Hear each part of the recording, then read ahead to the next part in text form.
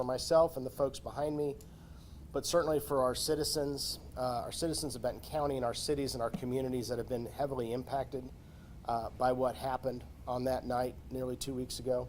The good news is there are a lot of resources on the ground, and what we want to do today is bring some of those resources forward for you to ask any questions of. And what we'll do, the way we'll do this today is we're going to give a quick update from each of the entities that are here today. I'll give a quick update on what's going on with Benton County. Then we'll have an update from the Arkansas Department of Emergency Management. That's Lacey Knape, who will give an update there. Keith Jones from FEMA will give an update. Tyler Dees, who's a state senator on the west side of the county and has been deeply involved with the recovery efforts there, will give an update on what's going on in the Decatur and west side area. We also have Mayor Tharp in the audience of Decatur if you have any questions specific to Decatur. Stephanie Orman, Mayor of Bentonville, will give a quick update, as will Greg Hines, our Mayor of Rogers. And then we're going to finish it up with Jeff Webster, who's with the Accelerate Foundation and helped get off the ground the Benton County Relief Fund. So we have a lot of information to share with you today, and we'll do so in rapid order. Let me start with the Benton County update. First of all, our debris sites are still up and running Monday through Saturday, 7 to 7. We've put that out on our website. We have 3 sites. One is at the Benton County Fairgrounds for organic debris only. Another is up on Highway 62, heading up outside of Rogers, and that is also for organic debris only. And then we also have a site at the Decatur Road Yard, 200 Spavinaw, off of Highway 59 in the Decatur area. That's open for organic debris and C and D waste, so construction and debris, furniture and things like that, that kind of debris. We are open for that in the Decatur Road Yard. What's important is that is for private citizens only, not for commercial contractors. We're going to keep those sites open through tomorrow and into next week, and our plan is to keep them open for at least 2 more weeks, but we might adjust the hours depending upon the need. In terms of debris pickup, you're going to notice a lot of activity now in the debris pickup space, and I'm sure our mayors will describe what's going on in their cities. In the unincorporated areas, we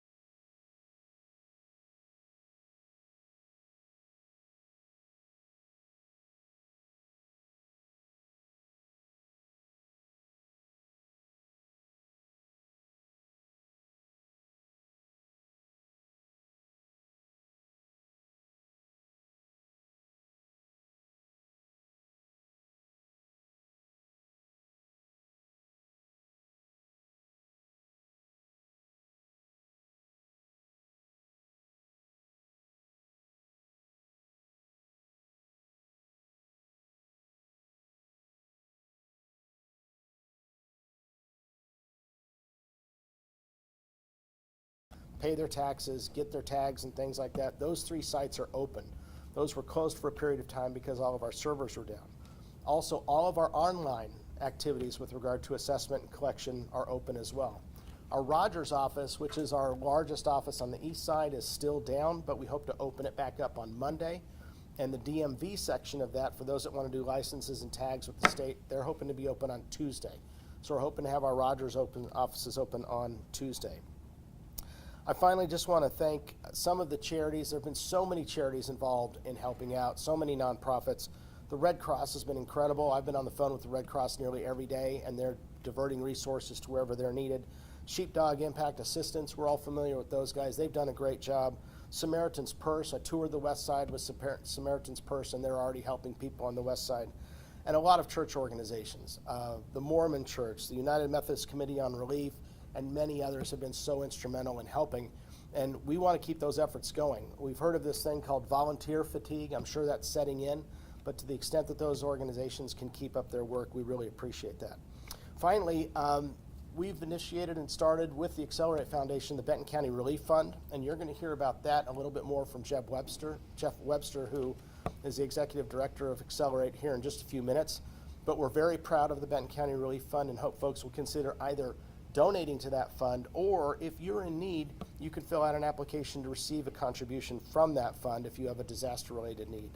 So with that, what I'm going to do is I'm going to turn it over now to State Senator Tyler Dees, and he's going to give an update on what's happening on the west side of the county. Thank you. Good afternoon. My name is Tyler Dees, and I have the joy and pleasure to serve as a state senator in western Benton County. And I can tell you the recovery relief efforts are strong. The people are resilient. Specifically in the Decatur area, I wanted to just give a quick update that we're so thankful for the efforts of so many different people. In coordination with the mayor, Bob Tharp, and with a lot of local organizations, we have a lot of opportunities to give back to the community. So today I want to make sure that people are aware that FEMA is on the ground at Falling Springs Church in western side of Decatur. They're able to help folks there. There's also mobile showers and other facilities available for people in need on the western side of the county. And then also at First Baptist Church in Decatur, groups like Simmons Foods, Generations Bank, and many others, Farm Bureau of Arkansas, have been feeding folks nonstop. And so if you need a hot meal or lots of supplies, there's a plethora of supplies at First Baptist Church. And so that is open from 8 to 8 every day. And so would like to send folks out that way if they need anything at First Baptist Church in downtown Decatur. So very happy about that. And then we get a lot of calls from folks that are asking, how can we support, how can we get involved? And there's really a few ways I want to highlight for folks. First off, there's a group called Western Benton County Partnership. This is a new organization, Western Benton County Partnership. It's in coordination with a lot of superintendents and mayors and the larger employers in the western side of the county. They have set up where you can donate to them, and it will highlight and focus on support on the western side of the county. So you're welcome to reach out to them and donate that way. And then also I want to highlight that we've been in coordination with a lot of the superintendents, specifically in the neighboring communities, Siloam Springs, Gentry, Decatur, and Gravette, to build a student volunteer program. And so as many people know, through the LEARNS Act that we passed this last year, there's an element of community service hours for students. And so we've brought that to the attention for a lot of these school districts and have built a program. In fact, today was the first day. We have over 40 students today walking fields, cleaning up debris, and helping folks out at their homes today, right now. And we'll be doing that again next Friday. So if you'd like to sign up for that, please reach out to your superintendent and sign up to maybe get some of your community service hours and help a neighbor down there. So very thankful for that. Thankful for all of the folks that have been able to feed every day and donate. So thank you again for the heart.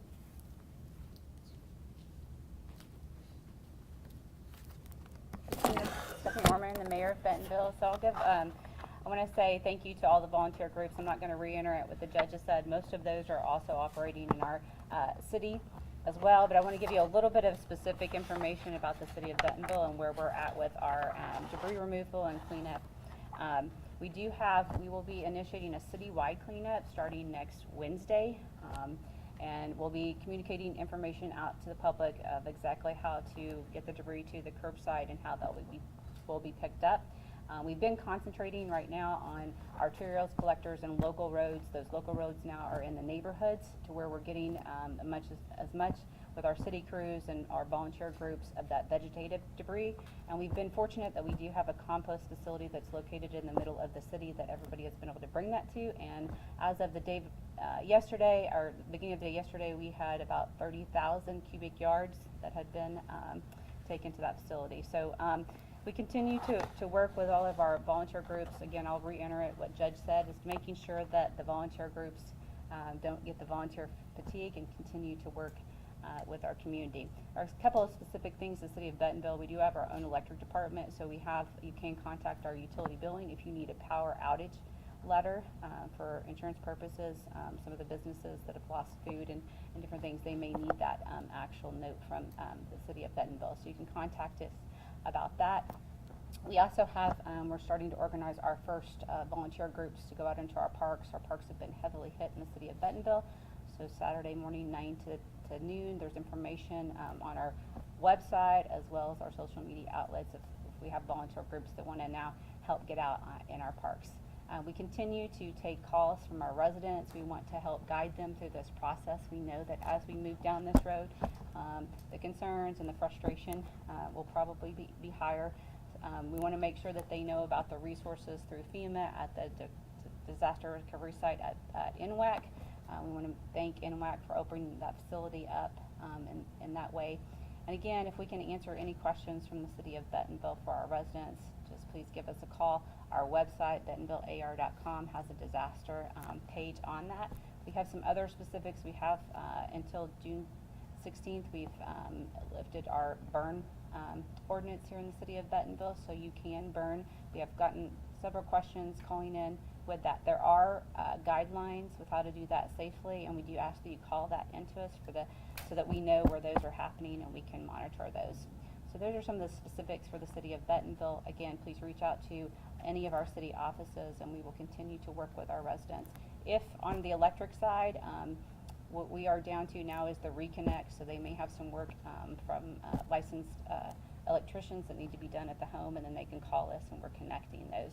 Again, all trash service should have been restored. We have maybe one road right now that we're still waiting on a franchise cable provider to bring the line up, and we'll get that down. So hopefully we've been able to collect all of that for our residents. And I think that's the update for Bentonville.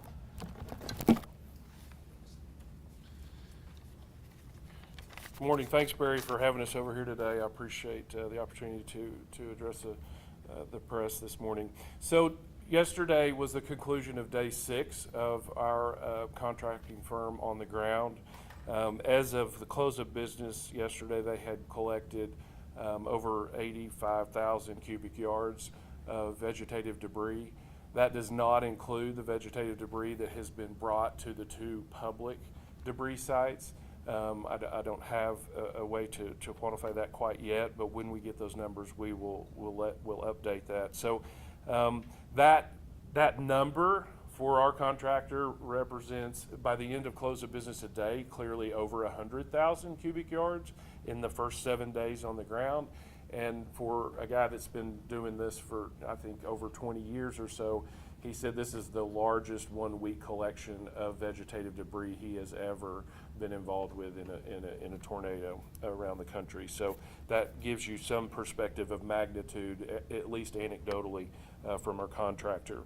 As the judge mentioned, I don't want to steal the information about HARC and the Benton County Disaster Relief Fund, but we're proud to be a part of that and proud to endorse that fund as a way for folks in our community that want to do something. Maybe they can't go out and cut limbs or haul debris, but could cut a check. And we want to make sure that you understand that's publicly endorsed by us for that purpose. As was mentioned, FEMA, their NWAC site are up and running. They're processing smoothly. It's easy access for parking in the parking garage. And then for those that don't know, SBA is located at the World Trade Center at 3300 South Market Street, Suite 400 in the Pinnacle area of Uptown Rogers. So we're in the phase 1 of debris cleanup. We have not made a complete first pass around the city.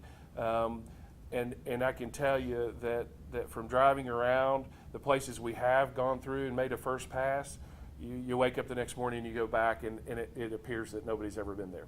And that's going to be the narrative, unfortunately, in a large portion of our city that was in the direct storm path. And so I just want folks to understand that this is going to take a long time. It's going to take multiple passes, but we will be back. So as they pick up debris from your curb, just go ahead and push the rest back up, because we'll come back to get it. At some point down the line, on past 3 maybe, we'll start talking about picking up piles of construction debris and trash. But in the meantime, if you're going to put those out at the curb, again, as has been mentioned but cannot be reiterated enough, please make sure those are segregated, separated, and that those that the debris is not on top of utility meters or against guide wires or fire hydrants or other obstructions that could be damaged as a result of picking up the debris. That's extremely important. We're now cleaning out storm drains in anticipation of rain. Those storm drains, took a hard hit, our storm drains and channels. And so we're removing debris. But what we're finding as we're going through and removing that debris, we're finding a lot of debris that has been hand placed there and not by God or the storm. So I want to ask residents for their cooperation to please do not put your storm debris inside the channelized storm drains that are in the city. It will cause flooding downstream. So your house might not flood, your backyard might not flood, but you're going to cause your neighbors to downstream. And so we're, please again, just respect that fact, and that's something we deal with fairly frequently. Those waste disposal sites that I spoke of that are for the public's use, again, are at 2300 North Arkansas Street as well as 3101 West Oak. They're open Monday through Saturday from 7 to 5 p.m. and Sunday from 1 to 4. It's important to continue to mention those two sites as the public sites because we will be opening up and have opened up 2 different sites for our contractor that are monitored sites. Those sites are not open to the public. And so in particular, there's one on Dixieland just south of Rogers High School. That was used in a previous storm as a public site. So when it opened for our contractor, they were having to tell people to turn around and go away. So the site on Dixieland is for our contractor only, not for public drop-off. We are continuing to have our trash and C&D pick up at those public drop-off sites, and we will continue that through next Friday. We'll reevaluate in the middle of the week. I will note that we are starting to see some abuse in the C&G, in the construction debris drop-off, and so we'll continue to monitor that, and we just encourage our residents to make sure that when you're visiting that site that it's for storm debris and not for other private trash collected somewhere else. We also, at this point we're starting to see an uptick in complaints about bad actors and folks going door to door. We have a peddler's ordinance in Rogers where you have to get a city license to be able to go door to door to sell services or goods. So that's one way for folks to verify who they're speaking with. But watch out for the scammers. They're out there, and we want to make sure that our residents are not fall victim to these scammers who some are out of town and some aren't local. That concludes my remarks.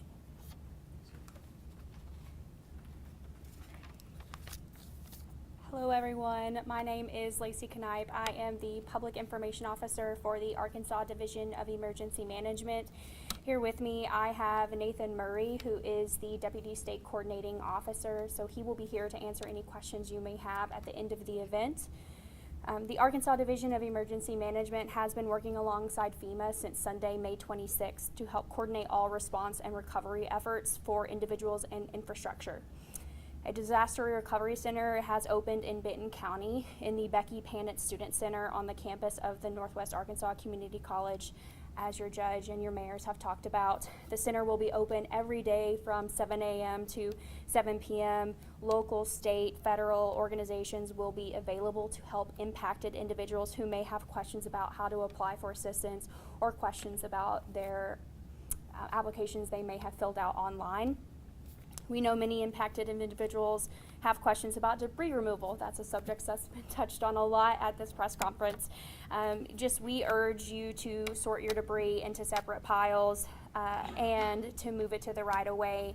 Those debris categories, I'll go over them again. They're vegetative, construction and demolition, white goods, electronics, and that hazardous household waste.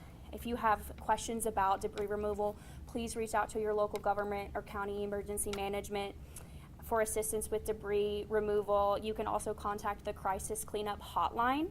That number is 479-358-1131. Samaritan's Purse is also available to help with debris cleanup. Their number is 479-644-4425. The Crisis Cleanup Hotline will only be active through Friday, June 14th. We encourage individuals to follow the Adams social media pages as well as FEMA Region 6 social media pages because we will continue to post up-to-date information regarding the recovery process and available resources for Arkansans. If you haven't done so already, please also give your local emergency management and county government pages a follow. You can find helpful storm recovery information on the governor's website at helparkansas.com. And just thank you all for being here today. The recovery process will take time, but please know that Adam will be with you every step of the way.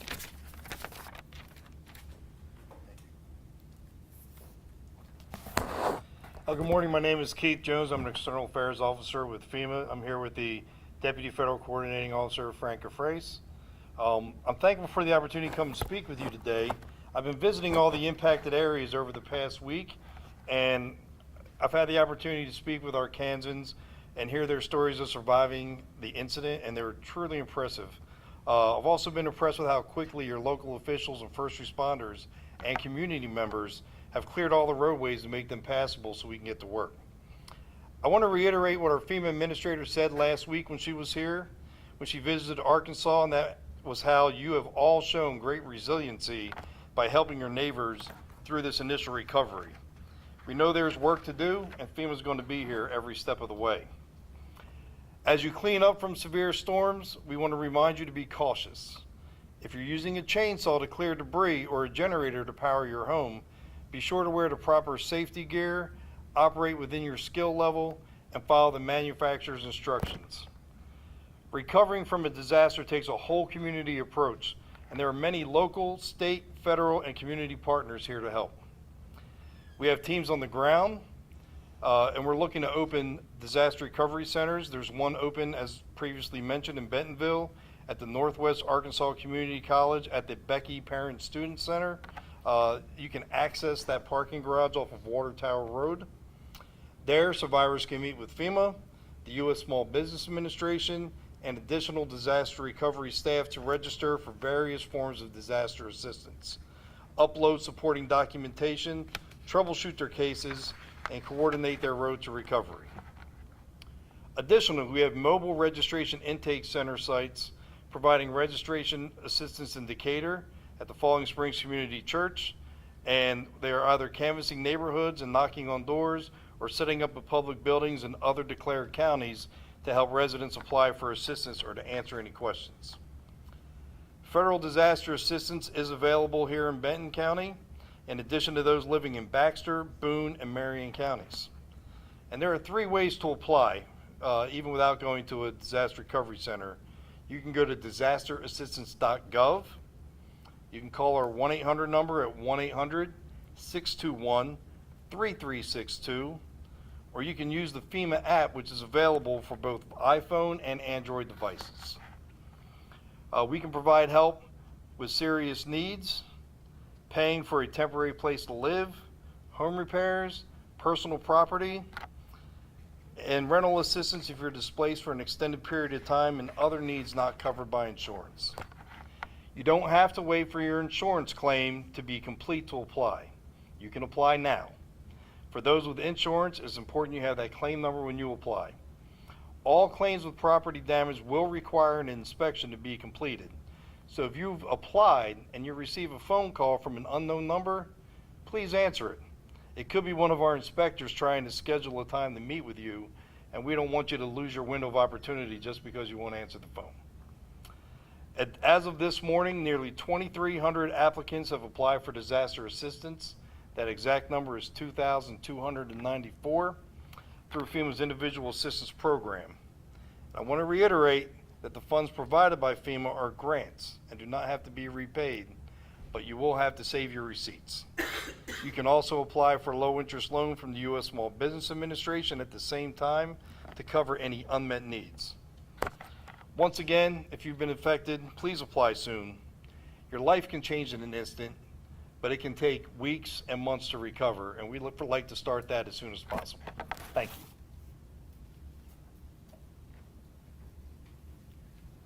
Good morning. My name is Jeff Webster with Accelerate Foundation, and I'd like to thank the group behind me for including us in terms of playing our role to help with what's going on here. Probably about 3 days ago, Judge Mooring and the mayors and others of all of us collectively got together and said, you know, we're going to need to be thinking about a Benton County Relief Fund. And so that group came together in terms of saying, could this be, how could it operate, et cetera. So Accelerate is really playing the role as far as administrating that. So I'd say a few things about it. It's out to help individuals, so really targeting households up to 125,000 as far as household income. So helping people that likely need the most help, if you will, in that sense. Certainly people in Benton County that have been impacted by the tornado and the storm, et cetera. So that process, if people, they need to, there's a lot of different places you can go. BentonCountyReliefFund.com. You can go to AccelerateFoundation.com.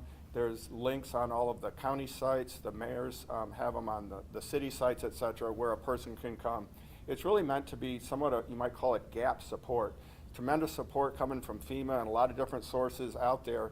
And so it's really trying to be what we would call tactical fast response, because big support may be coming, but people need help, and they need help now. So that's what we're doing. We're processing that. We were partnered with Benton County in the past for emergency rental assistance. Great partnership. So we're gearing our team and expanding that up to be able to be very timely on that. I think we started about 2 days ago. I'll talk about donations here in a second, but we've got checks are going out every single day. So this is not wait a long time. We've got at least one round, if not multiple rounds of checks that go out each day. So individual support. So the primary part of this is that fund. But we administer this through our HARC organization.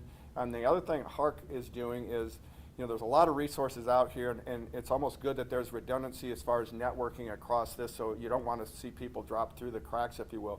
We've got a very extensive map of resources, and so not only will we be assisting with the funds I talked about, but also, hey, I need food support. They might need legal support, things that you may not think about directly.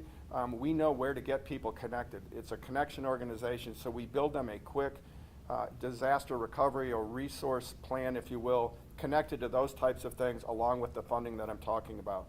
So a lot going on for individuals. The second part of that fund is also for organizations. So nonprofits, and we really think of this in two ways. Nonprofits that are now all of a sudden scaling up, and all of a sudden they're getting tons and tons of people coming their direction that need help. So part of that fund can be used for supporting nonprofits that are scaling up. And then secondly, the nonprofits that they themselves may have all of a sudden had damage, and they're trying to get back open and being able to help people, so it will help directly with that.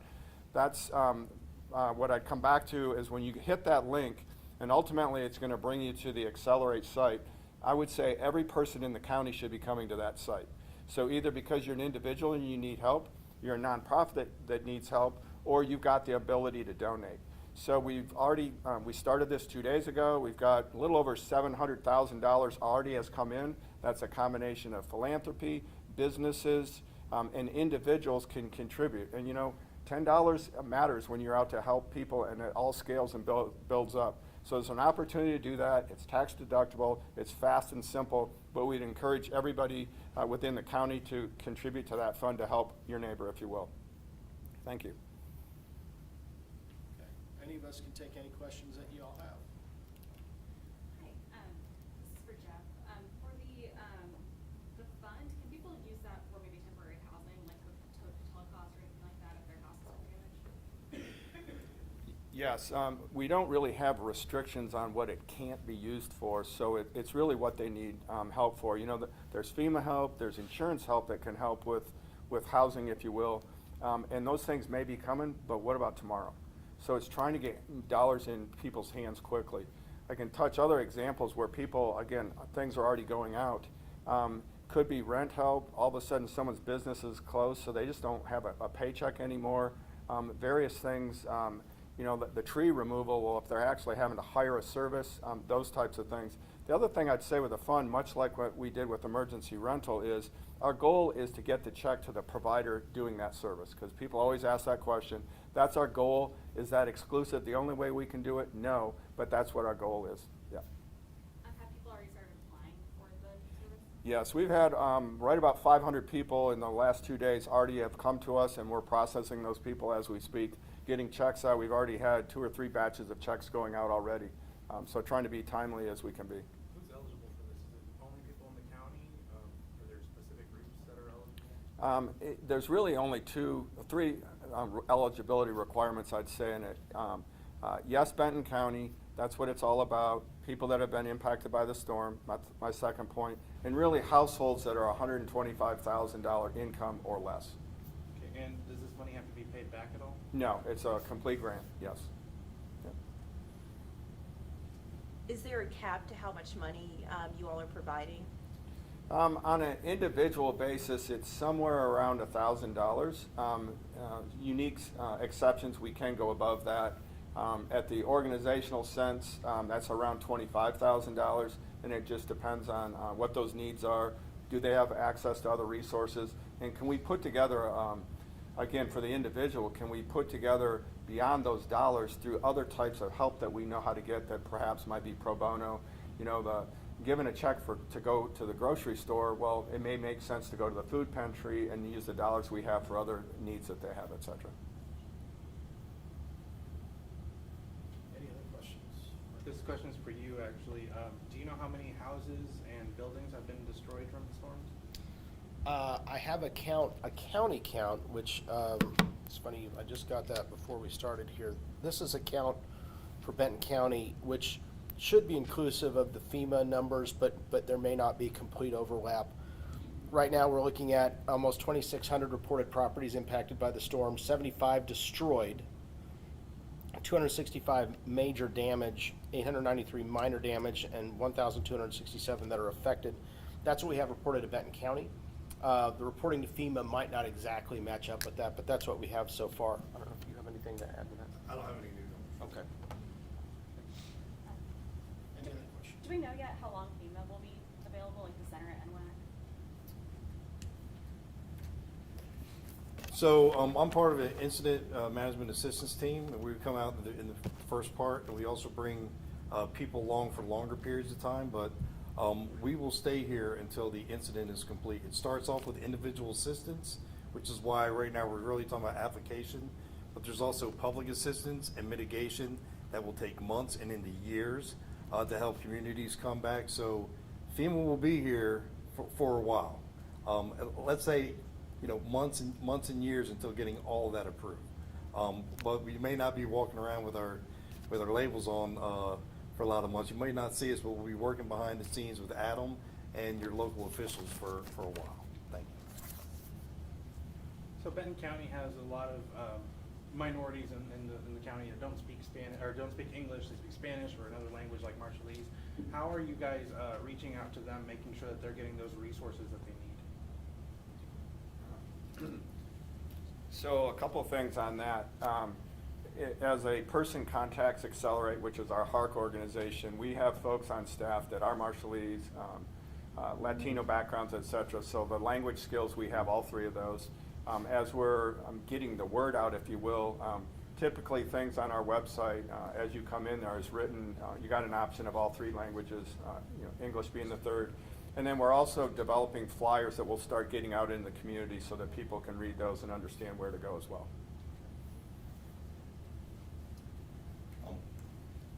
All of FEMA's written products you can find at FEMA.gov/4788. That's the disaster number. Or in English, Spanish. We have Marshallese as well as a number of other languages. Anything that gets reported here, we have translation services that translate all of our written documents into those other languages, as well as help for those that are hard of hearing. And when it comes to those FEMA applications, how soon can you expect, between applying someone to reach out to come and tour and then receiving that aid? Well, Frank, tell me if I'm wrong, but I've seen it happen. It can take a few days. I mean, I've seen it happen as quickly as a day. It just depends on when everything gets complete. Basically, once your application is complete, that's if you have insurance, you've already applied for insurance, and you have that claim number. If your house gets inspected, if somebody has already assessed it by doing our initial assessments, it can happen relatively quickly. So it really just depends on when the application's done. I've seen it happen really fast, and I've seen it take a couple weeks. But it's only because if you get an email to tell you we need more pictures or we need an inspector to come out, and then you don't respond, then that process can go on for a little while. For Mr. Tyler Dees, you said that there are students going around helping pick up. Do you know where they are right now? The students, is that what you said? Yes, so we have students from Silent Springs and Gentry today, 41 students that are in western Decatur working on 2 different farms, cleaning up debris. And I'd also like to add from your previous question, we've got on the western side of the county, organizations like Simmons Foods and their chaplaincy program have brought in translators to help with any need. As well, we have some ESL teachers from the school districts that have offered their services for anybody that needs help reviewing documents, seeking assistance, all meeting usually down at First Baptist Church in downtown Decatur and with City Hall with Mayor Tharp with their team. So we've got that student organization going on right now, again next Friday as well, coordinating to work in Decatur. And then also for scams, what are some of the biggest concerns that you guys are seeing right now, or what are some of the biggest types of scams that you guys are seeing right now? Well, I would say the most predominant is with storm vegetative debris removal, in particular larger trees. I gave the example last weekend that we had a 110-year-old pecan tree fall in our backyard. Fortunately, minor damage to property, but we had a bid in the AM last week that was $15,500 to remove the tree, and we had a bid in the afternoon from a local company for $3,000. So I'll let you draw the conclusion as to which one cut that tree up in my backyard. But those are things but my neighbor, they paid the first contractor. So I just, there's a lot of folks that don't yet understand that their homeowner's insurance likely will not cover the cost of tree removal unless it damaged property. And in some cases, they don't even cover the tree removal when it does damage property. So it's really individually about your insurance plan. But when these folks find that out and you get a bid for $3,000 or $4,000 or $5,000, $6,000 to remove a large tree, there's a lot of folks that don't have that kind of money in their emergency fund. And if they do, that will deplete the emergency fund, so they're now living on the margin. And so as much as possible, we just want to encourage people to get 2 or 3 bids. Ask for, if folks have a business license, get verification that they're bonded and insured before you enter into a contract, and never pay up front for any of the work that's occurring in that area. So It sounds a little bit like price gouging. Is that something that? So the AG's office has been on the ground here and certainly offered their help. We're pushing out their materials on our website and our social media sites to try to explain to folks what price gouging is, what time period falls within an emergency that price gouging is that the law is triggered by the state. And it's, again, it's 10% above what it would have cost the week before the storm occurred. So that's the threshold to determine whether price gouging is being conducted. And on the looting standpoint, is that an issue as well? That's not been an issue that we're dealing with. I mean, individuals, some separated off-site issues, but again, as I briefed you last Friday, our crime stats are not changing as a result. So I don't believe that there's an uptick in crime that's directly related to the storm. This is for both of our mayors, and Judge Waring has. Actually, did you want to answer that question too about the? Well, Yeah, I'll let you talk. for us, we need the eyes and ears of the public to tell us about those things. So 271-3170 is our non-emergency number in Bentonville. Again, we need all of that reported into a system so that we have it recorded. We know exactly what happened. And so we talked about documentation for the storm debris and everything else. Documentation of when you think you're getting scammed, and those things are really, really important. And just one last thing on fraud from a FEMA perspective. We haven't really heard of any specific cases happening so far, but historically, some people will tend to try to represent themselves from FEMA. We do have people in the field. They will be either wearing a FEMA shirt or a vest. They will have an identification badge that says they're from FEMA, and we will never ask for any money up front. We've had that happen in the past.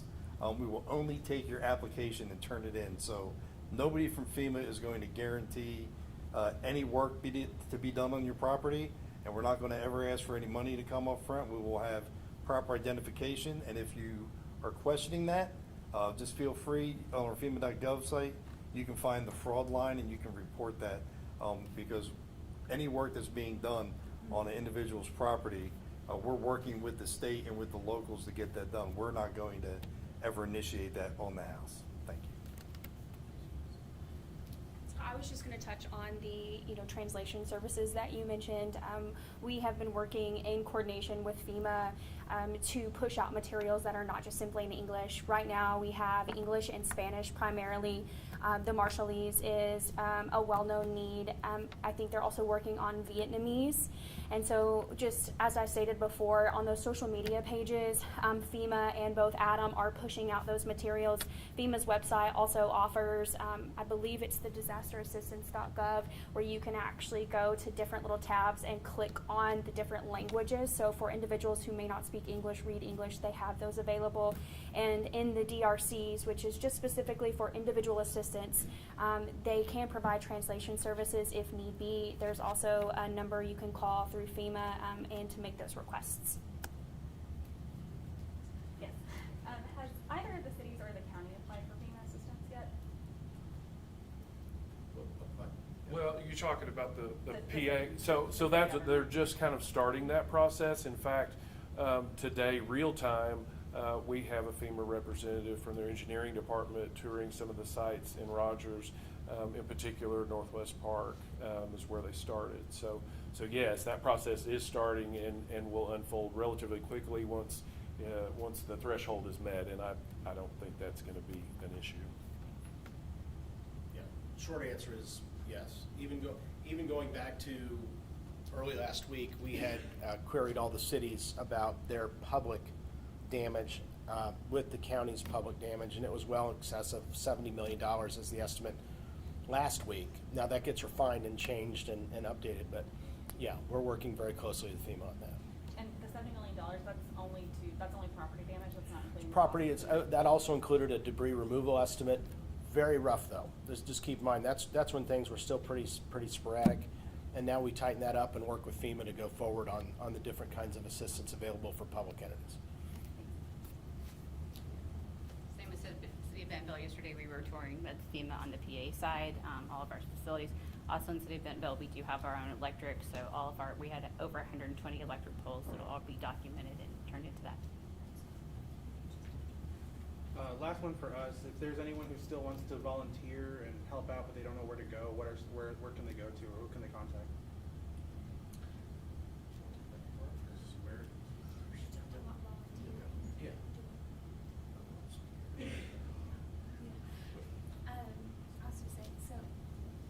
I'm going to bring Nathan Murray up, who can address some questions. But the helparkansas.com, which is the governor's website, they do have a list of volunteer organizations that you may want to contact and reach out to, because they may know specific areas where you need, where there are needs. Hey, good morning, y'all. Your Deputy State Coordinating Officer, Nathan Murray. So pretty much what we're looking at, I'm going to circle back with the public assistance. We're still doing preliminary damage assessments as we speak. We hopefully to have those done very soon. That is for public assistance. That is to help the infrastructure base for your tax bases for our county and cities as well. So we're working hand in hand. The state is here. We're coordinating very well with FEMA as well with our local partners and our county governments. So with that answer, we are in the process again, just really trying to get that pushed out and try to get those add-on counties as well. This was a violent event.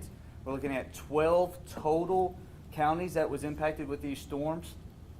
So I mean, this is something that we, as our agency, has seen many times, but we hadn't had this one with the fatalities, unfortunately, as impacted as much with the state in a while. So very good coordination going on with the public assistance side of it. Really urge for our media as well with our county officials and city officials, have your residents go to your disaster recovery center. So we've heard that terminology, DRCs, disaster recovery centers. Those will be able to help your residents to try to get that recovery process going for them. They can help them take their applications, they can help with translations, etc. So with volunteers, again, with those volunteer types of places that you can go, circle that back with your local governments. We also want to really capture who's out there volunteering. Again, stick within your skill level. We don't want someone out there getting hurt, but definitely we want to document, hey, who's all been out there. That does help your county governments when it comes to certain types of grant fundings as well. So just keep that in mind. Thank you.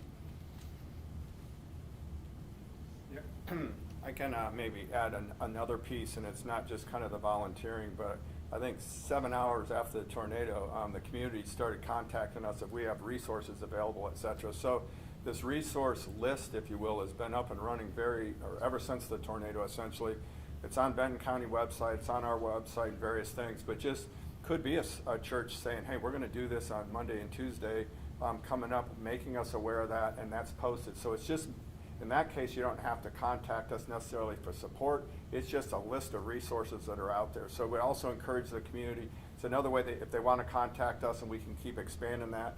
And of course, it's for anybody to use. We can do that also. Any other questions? All right, I appreciate y'all coming here. Thank you to everybody up here who came as well. And I don't know if we're gonna need another one of these or not. I mean, this kind of buttons it up for 2 weeks. If we end up needing another briefing, we'll let you know, but this might be the last one of these in this format that we do. Appreciate y'all getting the word out. Thank you